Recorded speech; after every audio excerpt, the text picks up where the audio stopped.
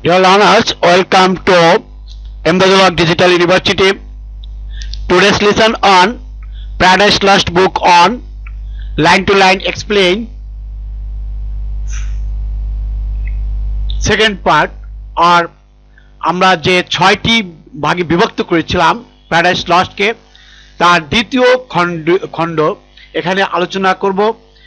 আগের খণ্ডে line from lines 1 to 26 আলোচনা করেছিলাম, যেটা ছিল আপনারা জানেন যে এই যে and justify the ways of God to men, এই পর্যন্ত প্রথম যে পার্ট 6টি পার্টের প্রথম পার্ট এইখানে আলোচনা করেছিলাম।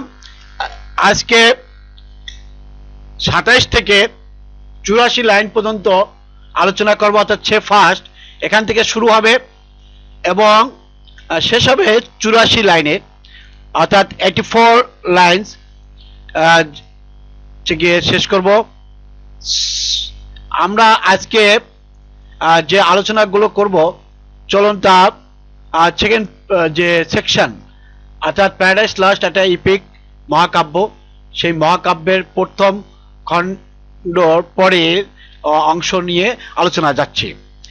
আলোচনার প্রথমে ফার্স্ট লাইন হচ্ছে সে ফার্স্ট, প্রথমত বলো আমাকে, অর্থাৎ জন মিল্টন যে মিউসের কাছে দেবীর কাছে প্রার্থনা করেছিল যে Adam and first mother of human, প্রথম মা ইভ এবং শয়তান, এদের যে গল্প, এদের যে কাহিনী, সেই কাহিনী যাতে সে সুন্দরভাবে উপস্থাপন করতে পারে তার জন্য তিনি যে লিটারেচার আর্ট সাহিত্যের যে দেবী মিউসকে বন্দনা করছিলেন প্রথম পর্বে, তার কাছে প্রার্থনা করছিলেন, তার কাছে আবেদন জানিয়েছিলেন তাকে যেন লেখার উপযুক্ত করে দেয়। আজকে তার পরের অংশে তিনি যেটা বলছেন যে সে ফার্স্ট, অর্থাৎ ওই মিউসকে বলছেন জন মিল্টন যে আমাকে বলো, for heaven hides nothing from thy view not the deep tract of hell, অর্থাৎ সে ফার্স্টের পরে যে কমা, তারপরের যে কমা পর্যন্ত সেন্টেন্সের যে পার্টটি, সেই পার্টে তিনি কি বলতে চাচ্ছেন যে প্রথমত বলো, for heaven hides nothing from thy view, thy অর্থ হচ্ছে তোমার, এখানে তোমার ভিউ মানে তোমার দৃষ্টিভঙ্গি বা তোমার গোচরে, তোমার গোচর হইতে কোনো কিছুই লুকায়িত নাই। ফরম হ্যাভেন হাইটস, অর্থাৎ স্বর্গের কোনো কিছু নাথিং, হ্যাভেন হাইটস নাথিং, অর্থাৎ স্বর্গের কোনো কিছুই লুকায়িত নয়। ফরম দাই ভিউ, তোমার দৃষ্টিভঙ্গি থেকে, not the deep tract of hell, অর্থাৎ এমনকি এই যে হেল হচ্ছে নরক, মানে যে গভীর নরকের যে অঞ্চল, সেই অঞ্চল ও তোমার কাছে লুকায়িত নয়, স্বর্গও না এবং নরকও না, কোথাও কোনো কিছুই তোমার কাছে লুকায়িত না। মিউসকে জন মিল্টন তাকে বলছে, তাকে একটু যাহা বলে যে পরিচিত করছে, অর্থাৎ পাম দেওয়া, এটা দিচ্ছে যাতে মিউস তাকে তার যে দৈব শক্তি, সেই দৈব শক্তি জন মিল্টনকে যাতে দান করে, অর্থাৎ দৈব শক্তি যাতে দেয়, এর জন্য মিউস কে জন মিল্টন বলতেছেন যে তোমার কাছ থেকে কোনো কিছু লুকায়িত নয়, স্বর্গের কোনো কিছু লুকিত নয়, এমনকি নরকের গভীর যে এলাকা, ট্র্যাক্ট হচ্ছে অঞ্চল, অফ হেল নরকের ডিপ গভীর, অর্থাৎ not the deep tract of hell. এরপরে পাঠে যা বলছেন যে সে ফার্স্ট, আবার বলছেন, প্রথম সেন্টেন্স শেষ হয়ে যাচ্ছে, মানে গভীর যে সেন্টেন্স। আচ্ছা, ইপিকের লেখার যে ধরন সেটা কিন্তু অনেকটাই ব্যতিক্রম। হোয়াট ইজ ইপিকে আমি কিন্তু এক্সপ্লেইন করেছি, তোমাদের যদি প্রয়োজন হয় তাহলে তোমরা আমার হোয়াট ইজ অ্যান ইপিক ওখানে তোমরা দেখবে যে ইপিক কবিতাগুলো কেমন হয়। সে ফার্স্ট, প্রথমত আমাকে বলো, হোয়াট কজ, অর্থাৎ কি কারণে, moved our grand parents in that happy state. হ্যাঁ, জন মিল্টন এখানে কি বলতেছেন, হ্যাপি স্টেট বলতে বোঝাচ্ছেন ওই যে স্বর্গের যে রাজ্য, অর্থাৎ স্বর্গ রাজ্য, happy state, that happy state, ওই স্বর্গ রাজ্যে আওয়ার গ্র্যান্ড প্যারেন্টস মানে আমাদের যে আদি পিতা মাতা অর্থাৎ আদাম অ্যান্ড ইভ তারা মুভড হলো। কোন কারণে? What cause moved our grand parents in that happy state. Say first, আমাকে বলো। মিউজকে জন মিল্টন অনুনয় করতেছেন যে আমাকে বলো কোন কারণে মুভড হলো, অর্থাৎ ওইখান থেকে স্থানান্তরিত হলো আমাদের যে আদি পিতামাতা ওই স্বর্গ রাজ্য থেকে, সেটা বলার জন্য। এরপরে আবার জন মিল্টন বলতেছেন ফেভার। এখানে কবিরা কিছু লেটার উজ্জ্ব রাখে, সেটার একটা স্টাইল, এই যে মুভডের দেখেন ই দেয়নি, ফেভারেটের ই দেয়নি, এগুলা একটা স্টাইল। হ্যাভেন, এই যে স্টাইল, এই স্টাইলগুলো যে রাইটারদের অর্থাৎ যারা বড় বড় লেখক তাদের এই স্টাইলগুলো রপ্ত করতে হবে। ফেভারিট অফ হ্যাভেন মানে স্বর্গে তারা, ফেভার তো পক্ষে, অর্থাৎ স্বর্গ তো তাদের পক্ষে ছিল, সো হাইলি মানে অতিশয় পক্ষে ছিল, অর্থাৎ সেখানে তো তারা ভালোই ছিল। টু ফল আপ মানে পতিত হলো। ফরম দেয়ার ক্রিয়েটর, তাদের সৃষ্টিকর্তা হইতে, অর্থাৎ কোন কারণে তারা সেই যে স্বর্গে তারা যে অতিশয় ভালো ছিল সেখান থেকে তারা পতিত হলো সেটা আমাকে বলো। And transgress his will for one restrained. Transgress হচ্ছে পরিচালিত যে নিয়ম কানুন, সেই নিয়ম কানুনকে ভেঙে ফেলা। অর্থাৎ কোন নিয়ম কানুন ভেঙে ফেললো? হিজ উইল, অর্থাৎ তার যে ইচ্ছা শক্তি, তিনি যেটা নির্দেশ দান করেছিলেন। ফর অন রেস্ট্রেইন মানে একটা, শুধুমাত্র একটা জিনিস রেস্ট্রেন্ট ছিল, বাধাগ্রস্ত ছিল, যে এই জিনিসটি তোমরা খাবে না। ওই যে ফরবিডেন ফ্রুট, সেই ফরবিডেন ফ্রুটটার কথা এখানে ইঙ্গিত করা হয়েছে। এই জিনিসটা তারা ভেঙেছিল, সেটা বলছে। লর্ডস অফ দ্য ওয়ার্ল্ড ভিসাইডস, অর্থাৎ পৃথিবীর এই যে সৃষ্টিকর্তা, সেই সৃষ্টিকর্তা কথা এখানে উল্লেখ করা হয়েছে। কোশ্চেন করছে, এরপরের কোশ্চেনে কি বলছে? Who first seduced them to that foul revolt. এই দেম হচ্ছে আমাদের গ্র্যান্ড প্যারেন্টস, আর সিডিউসড হচ্ছে তাদেরকে খারাপ কাজে প্ররোচিত করা। তা হু ফার্স্ট, প্রথমত কে সিডিউসড করলো দেম, তাদেরকে, টু দ্যাট ফাউল রিভল্ট, অর্থাৎ এই যে একটা ভুল ফাউল যে বিদ্রোহ, এই বিদ্রোহ করতে তাদেরকে কে পরিচিত করেছিল? লর্ডের বিরুদ্ধে।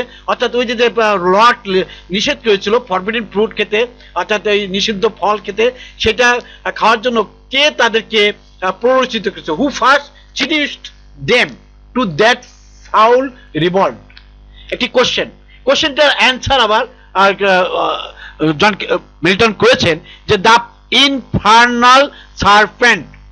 ইনফার্নাল সার্পেন্ট হচ্ছে নরকের সর্প, অর্থাৎ নরকের সাপ। এটা কাকে বোঝানো হয়েছে?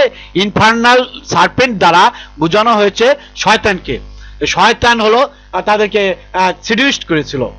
শয়তান first seduced them to that foul revolt. Answer যদি ওটা করতে হয়, হি ইট ওয়াজ, সে, ইহা ছিল সে, অর্থাৎ ইট এখানে কিন্তু নগণ্য ভাবে বোঝানো হয়েছে। হুজ গাইল, যাহার প্ররোচনায়, স্টার্ট আপ, আন্দোলিত হয়েছিল, উইথ ইনিবি অর্থ শত্রুতা, এন্ড রিভেঞ্জ, প্রতিশোধ নেওয়া, প্রতিশোধ নিতে চেয়েছিল শয়তান। ওই আমার গ্র্যান্ড প্যারেন্টসদেরকে সৃষ্টি করার কারণে তাদের প্রতি প্রতিশোধ নিতে চেয়েছিল, এর জন্য পরিচালিত করেছিল। ডিসিপ্ট, সে ডিসিপ্ট মানে প্রতারিত করা, অর্থাৎ শয়তান। The infernal serpent deceived the mother of mankind, আমাদের আদি মা, মানব জাতির যে মা, মাদার অফ ম্যানকাইন্ড, অর্থাৎ ম্যানকাইন্ড হচ্ছে মানব জাতি, মাদার মানব জাতির মা, অর্থাৎ ইভ, হযরত আদম আলাইহিস সালামের যে স্ত্রী, সে তাকে কে প্রতারিত করেছিল? হট টাইম হিজ প্রাইড, সেই সময় তার যে গর্ব, had cast him out, cast out হচ্ছে প্রতারিত করা, অর্থাৎ বিতাড়িত করা, সেখান থেকে ছুঁড়ে ফেলা, অর্থাৎ had cast him out from heaven, স্বর্গ হইতে তাকে বিতাড়িত করেছিল তার সেই গর্বের কারণে। কি গর্ব ছিল? উইথ অল হিজ হোস্ট, কাদের সাথে নিয়ে? উইথ, সাথে, অল, সকল হিজ হোস্ট, তার হোস্ট মানে তার সঙ্গী সাথী যারা, অফ রিবেল অ্যাঞ্জেলস, অর্থাৎ রিবেল অর্থাৎ যারা বিদ্রোহী, অ্যাঞ্জেলস দেবতা অর্থাৎ বিদ্রোহী ফেরেশতা, এখানে অন্য ধর্মাবলম্বীরা দেবতা বলছেন, তাই বিদ্রোহী দেবতাদের সঙ্গে নিয়ে, সকলকে সঙ্গে নিয়ে তাকে সেখান থেকে স্বর্গ হইতে বিতাড়িত করেছিল। সেটা আমাকে বলো এখানে। What time his pride had cast him out from heaven with all his host of rebel angels, by whose aid aspiring, by whose কাহাদের দ্বারা, কাহাদের এই সহযোগিতায়, aspiring to set himself in glory above his peers, his peers হচ্ছে তার যারা সঙ্গী, above তাদের উপরে, তার যে গ্লোরি মহামান্বিততা, সে নিজেই নিজেকে সেট করেছিল কোন ইসের সহযোগিতায়, সেটা বলছে। Eight aspiring to set, set করেছিল, নির্ধারিত করেছিল, হিমসেলফ নিজেকে, ইন গ্লোরি অর্থাৎ আত্মগরিমায় মহিমান্বিত হওয়া, অ্যাবভ উপরে, হিজ পেয়ার্স তার যে দ্বারা সঙ্গী সাথী তাদের উপরে, তাকে সে নিজেই নিজেকে যে উচ্চ আসনে আসন্নিত করেছিল। এরপরে হি ট্রাস্টেড, এখানে সে বিশ্বাস করেছিল, টু হ্যাভ ইকুয়াল মানে হতে, সমমাপের হতে, দ্য মোস্ট হাই মানে সর্বোচ্চ উচ্চতায়, ইফ হি অপোস্ট যদি সে কি অপোস্ট বিরোধিতা করেছিল, অ্যান্ড উইথ এমবিয়াস এম, এমবিয়াস হচ্ছে উচ্চ বিলাসী, এম লক্ষ্য, তার উচ্চ বিলাসী লক্ষ্য ছিল এগেনস্ট মানে বিপক্ষে, কার বিপক্ষে, the thrown and Monarch of god অর্থাৎ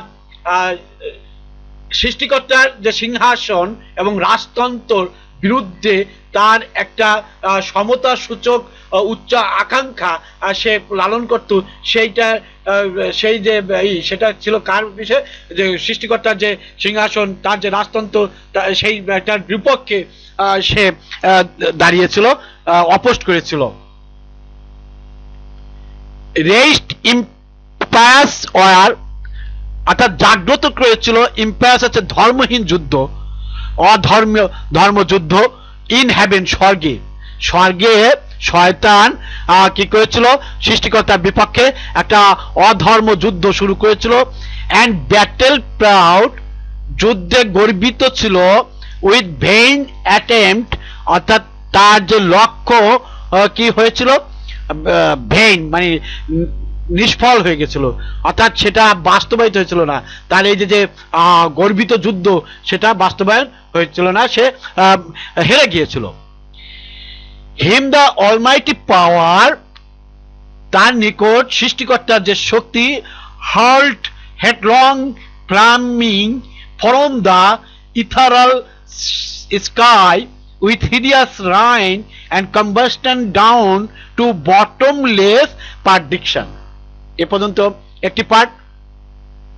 এই যে মহাশক্তিমান সৃষ্টিকর্তা, সেই সৃষ্টিকর্তা তাকে ফ্লেমিং মানে অগ্নিজ্বলিত যে প্রজ্বলিত যে নরক, সেই নরককে আকাশ হইতে, ইথারাল স্কাই হইতে তাকে নিক্ষেপ করেছিল, with hideous ruin and combustion down হচ্ছে দহনের যে দগ্ধ নির্মভূমি অর্থাৎ দগ্ধজাত, আর হিডিয়াস রাইন হচ্ছে অত্যন্ত দুঃখ অর্থাৎ দুর্দশময় জায়গা, টু বটমলেস পারডিকশন অর্থাৎ তলাবিহীন জঘন্য অঞ্চল, সেখানে তাকে নিক্ষেপ করেছিল আকাশ হতে।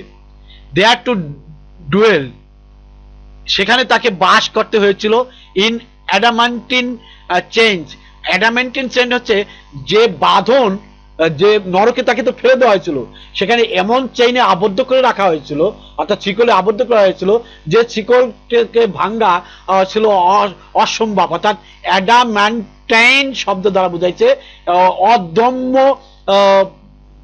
জিনিস যেটা ভাঙ্গা যাবে না, যে চেইন অর্থাৎ সৃষ্টিকর্তার যে শক্তিতে যে চেইন দ্বারা নরকের ভিতরে শয়তান এবং তার সাঙ্গপাঙ্গদেরকে অগ্নিকাণ্ডের মধ্যে নিক্ষেপ করলেন, সেখান থেকে তারা বাধ্য এখানে বাস করতে, কারণ তাদেরকে অ্যাডামান্টিন চেইন দ্বারা আবদ্ধ করে রাখা হয়েছিল। অ্যান্ড পেনাল ফায়ার এবং প্রচণ্ড যে অগ্নি, সেই অগ্নিতে হু ডাস্ট, কাহার সাহস হয়েছে, ডাস্ট হচ্ছে এখানে সাহস অর্থাৎ ডেয়ার থেকে, ডিফাই অস্বীকার করা, মানে কাহার এমন সাহস আছে যে অস্বীকার করতে পারে, দা অমনিপটেন্ট টু আর্মস, মহাশক্তিমানের অস্ত্রের কাছে, অমনিপটেন্ট টু আর্মস এটা হচ্ছে মহাশক্তিমানের অস্ত্র।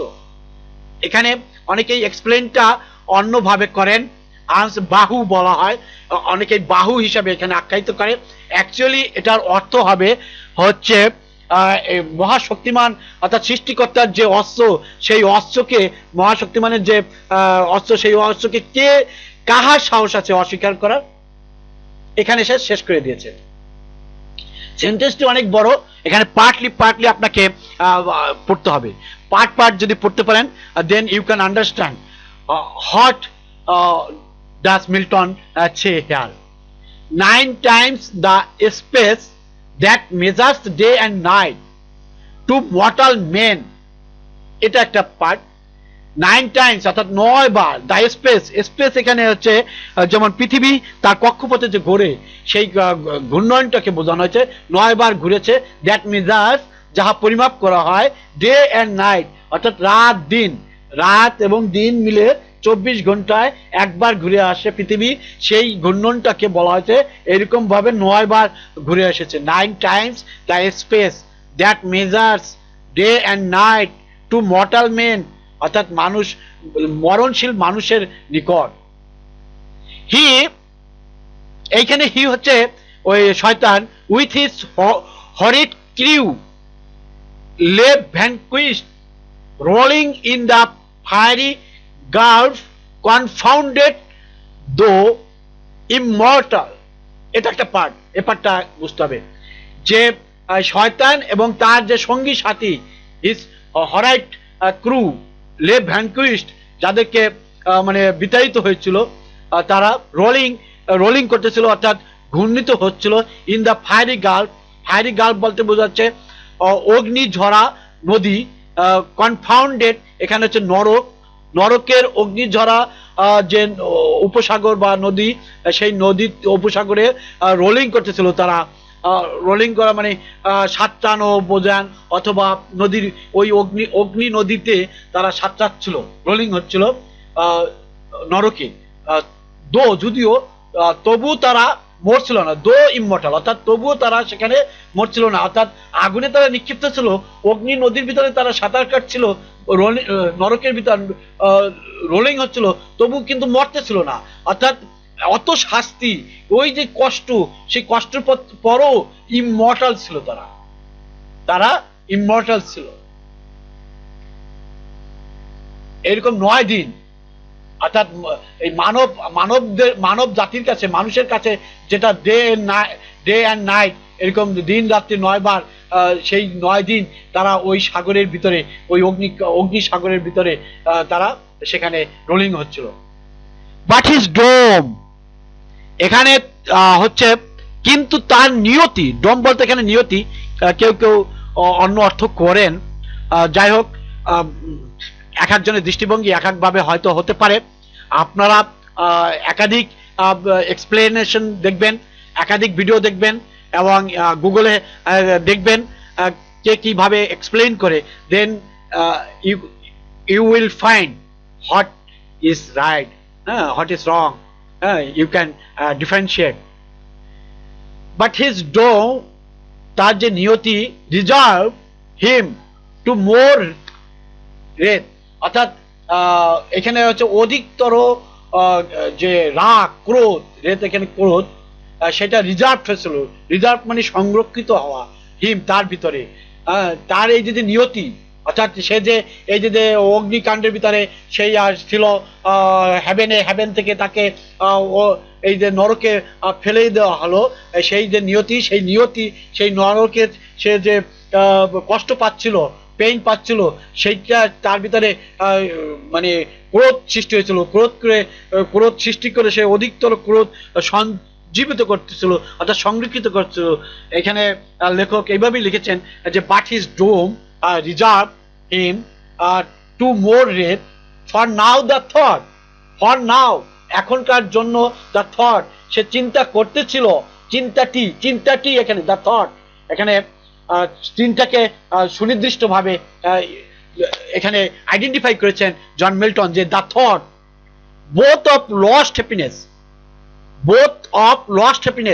মানে লস্ট হ্যাপিনেস, ওই যে স্বর্গে যে সুখ ছিল, সেই সুখ যে তিনি হারিয়েছেন, শয়তান এবং তার সঙ্গী সাথীরা, both of lost happiness and lasting pain, অর্থাৎ এই যে লাস্টিং পেইন, লাস্টিং মানে কি দীর্ঘায়িত হওয়া, অর্থাৎ লাস্টিং করতেছে অনেকদিন টিকে থাকা, যেটা লাস্টিং পেইনটা তার এই যে নরকে তার যে পেইন, সেটা কি করতেছিল, দীর্ঘায়িত হচ্ছিল, দীর্ঘভাবে টিকে ছিল এই জিনিসটা, এবং তার যে হারানো সুখ, এই দুইটা, এই জন্য বোধ ব্যবহার করেছেন John Milton, both of lost happiness and lasting pain torments him, যন্ত্রণা দোয়া, মানে তাকে যন্ত্রণা দিচ্ছিল, রাউন্ড মানে তাকে ঘিরে ছিল, হি থ্রোস, তাকে ঘিরে থাকা চতুর্দিক, এই রাউন্ড দ্বারা বোঝাচ্ছে রাউন্ড হি, এখানে লেখকের ভাষাটা বুঝতে হবে, রাউন্ড হি মানে হচ্ছে জন মিল্টন যে নরকে পতিত হলেন,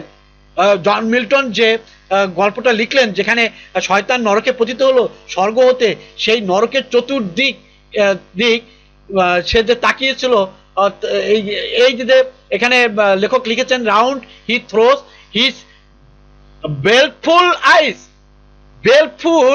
আইস, এটা কিন্তু তার অশুভ চোখ, অর্থাৎ যে চোখ ভালো না, শয়তানের চোখ, সেই চোখের ইংলিশ কিন্তু এখানে স্পেসিফিক ভাবে কিন্তু লিখেছেন হিজ বেলফুল আইস, অর্থাৎ শয়তানের যে তার যে অশুভ চোখ, সেই অশুভ চোখ চতুর্দিকে সে থ্রো করছিল, অর্থাৎ চতুর্দিকে ঘুরিয়ে দেখছিল।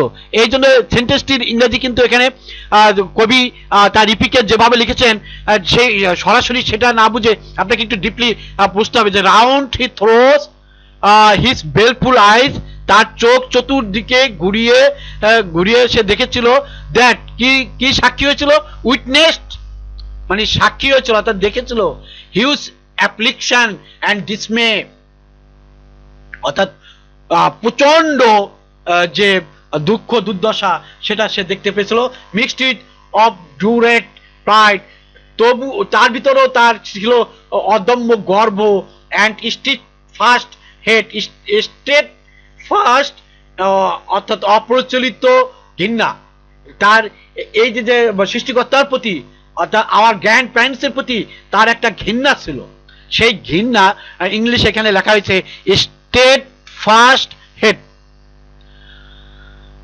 আর অবডুরেট প্রাইড এটা বোঝানো হয়েছে অদম্য যে গর্ব, অর্থাৎ শয়তানের এই যে নরকে নিক্ষিপ্ত হয়েছে, তারপরও তার ভিতরে গর্বটা ছিল প্রচন্ড, সেই অদম্য গর্ব মিশ্রিত হয়ে সে প্রচন্ড যে দুঃখ দুর্দশা সেগুলোর সে সাক্ষী হয়েছিল, যখন সে চতুর্দিকে তার চোখটা সে ঘুরিয়ে দেখলো।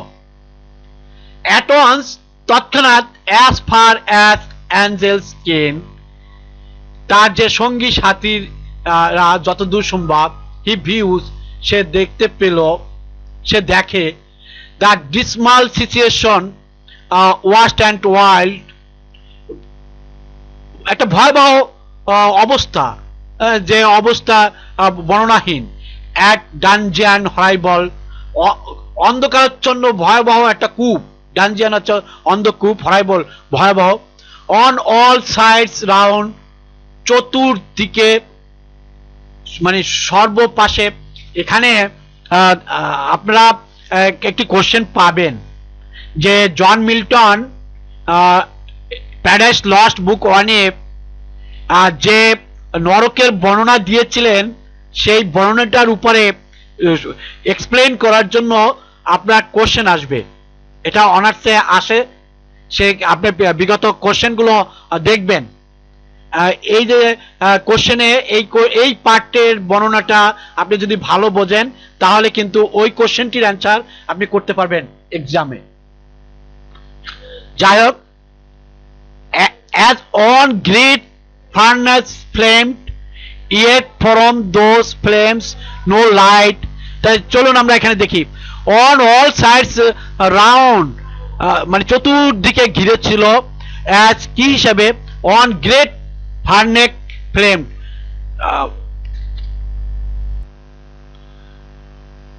অন গ্রেট ফার্নেক ফ্লেম, একটা বড় যে অগ্নি প্রজ্বলিত অগ্নি চতুর্দিকে দেখতে পেলেন। ইয়েট ফ্রম দোজ ফ্লেমস, ওই যে অগ্নিশিখা, সেই শিখা হইতে, অগ্নিশিখা ছিল, অগ্নি প্রজ্বলিত হচ্ছিল বড় ধরনের, কিন্তু নো লাইট, কোনো আলো ছিল না। আগুন ছিল কিন্তু সেই আগুনে কোনো আলো ছিল না। বাট কিন্তু রেদার বরঞ্চ ডার্কনেস ভিজিবল, অন্ধকার দৃশ্যমান ছিল। Served only to discover size of way, এই অর্থাৎ অন্ধকার ছিল, সেই অন্ধকার কি আবিষ্কার করেছিল, শুধুমাত্র দুঃখ। ওই অন্ধকারের যে আলো, সে আলো দিয়ে শুধু দুঃখ দেখা যেত। Sides of way, reasons of sorrow, অর্থাৎ দুঃখের অঞ্চল, বিস্তীর্ণ অঞ্চল। ডোলফুল শ্যাডস, অর্থাৎ দুঃখময় ছায়া, হয়ার যেখানে পিস অ্যান্ড রেস্ট, শান্তি এবং অবসর, ক্যান নেভার ডুয়েল, বাস করত না, কখনোই বাস করত না। হোপ নেভার কামস, সেই অন্ধকারাচ্ছন্ন যে অগ্নি কাণ্ড, সেই অগ্নিকাণ্ডে কখনোই আশা ছিল না। হোপ নেভার কামস, কখনোই আশা আসতো না। দ্যাট কামস টু অল, আসতো সকল কিছু যেগুলো ছিল, বাট টর্চার, কিন্তু সেটা ছিল নির্যাতন। উইদাউট ইন, যে নির্যাতন কখনোই শেষ হতো না। স্টিল আর্জেস, যা বর্ণনা এখনো বর্ণনা হচ্ছে। অ্যান্ড এ ফেয়ারি ডিলাস, অর্থাৎ বিশাল এক অগ্নিকাণ্ড, সেই অগ্নিদগ্ধতা ফিট খাওয়ানো হয়েছিল। উইথ এভার বার্নিং সালফার আনকনজিউমড, যে সালফার প্রজ্বলিত হওয়ার ফলে মানে শোষিত হয়েছিল না, অর্থাৎ কনজিউম হয়েছিল না, ভগ্নিত হয়েছিল না, সেই সালফার বার্নিং হয়েছিল। সাচ প্লেস, এমন ধরনের একটা স্থান, ইটার্নাল জাস্টিস হ্যাড প্রিপেয়ার্ড, এই যে বিতর্গত যে জাস্টিস অর্থাৎ বিচার, সেটা প্রস্তুত হচ্ছিল। ফর দোজ রিবিলিয়স, অর্থাৎ ওই সকল বিদ্রোহীদের জন্য। হেয়ার দেয়ার প্রিজন অর্ডেন্ড,